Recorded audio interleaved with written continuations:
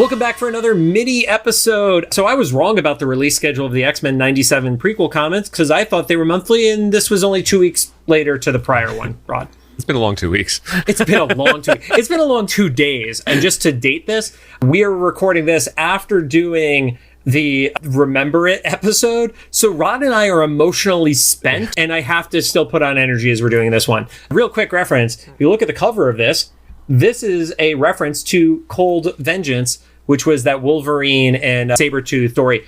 It literally looks like the cover of the X-Men Adventures, which was referencing that too. So jump into the comic.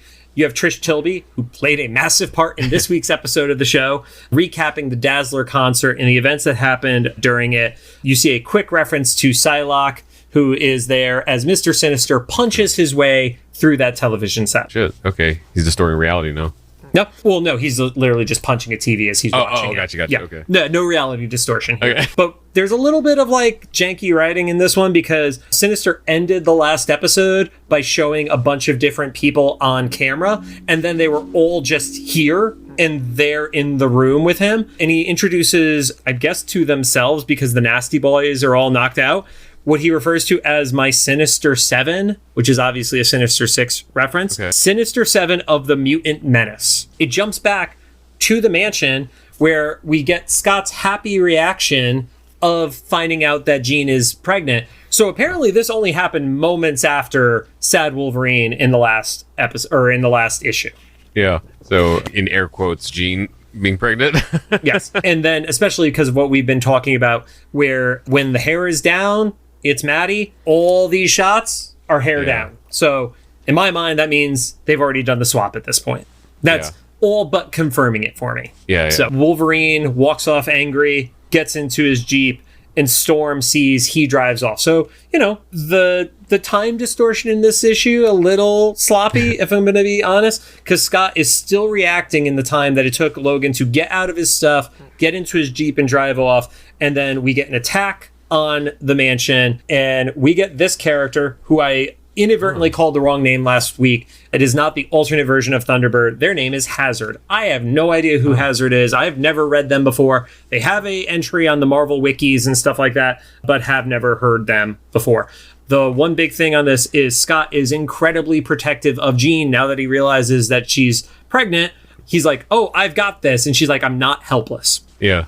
Coming back from the concert in the Blackbird, you have Jubilee, Gambit, Rogue, and Bishop. The jet starts shaking. They have to do an emergency landing. They do it on a baseball field in Central Park, and that's where they are attacked by Sienna Blaze. So after correcting myself last week as to who it is, we get Sienna Blaze, who is attacking them. And then Storm catches up with Logan, who is sitting at a bar looking to drink. There is another comment about her new haircut. She literally says, my new hairstyle fits, does it not? So somebody, when they were writing this, definitely was like, the internet is freaking out about this artwork. Let's just rub it in their face right now. Yeah. Logan mentions that he wasn't trying to overhear what was going on with Scott and Jean, but enhanced senses. It kind of happens. And then as she is trying to talk about like the bond that Wolverine has with Jean's being unique, he smells something. And then one of the Marauders pops in, that is Riptide. And followed by Riptide is the rest of the Marauders with Sabretooth. Nice. Yep. Jack Sabretooth, too. Yes, it is definitely the steroid version of Sabretooth. Back at the mansion, Beast is turning the corner. He's wondering if there was a false alarm. And we get the epic line for some of us that people like Rod never heard of, oh, my stars and garters from Beast. And again, Cyclops exaggerating like, oh my God, this lunatic almost crushed Jean. And Beast is like, well, there's some subtext that I just don't know what's going on right now. He literally says that. They continue to fight. He continues the tradition of going through a ceiling, and Beast says, this is when I decide not to install a skylight. Oh, man, he actually references a skylight. References a skylight and choosing not to do it at that point. Okay, they're aware, too. And then Hazard makes a comment about how Xavier let him rot with his mutant powers as they were manifesting, and I'm going to leave this place in ruins as a reflection of that. And that is the last we see of anybody at the mansion. In Central Park, you get the fight between Gambit, Rogue, Bishop, and Jubilee against Sienna Vane. They start shooting. Some stuff happens. Rogue tries to absorb Sienna's powers, and it effectively overloads Rogue. So we think she might actually be down for the count. The bar fight continues. Wolverine is going at it with Sabretooth. Storm is taking a bunch of other people out. She hits Prism from the Marauders, who his ability is to refract whatever is thrown at him. So lightning, actually not that great of a weapon. And Sabretooth is getting ready to take down Wolverine with the help of Harpoon.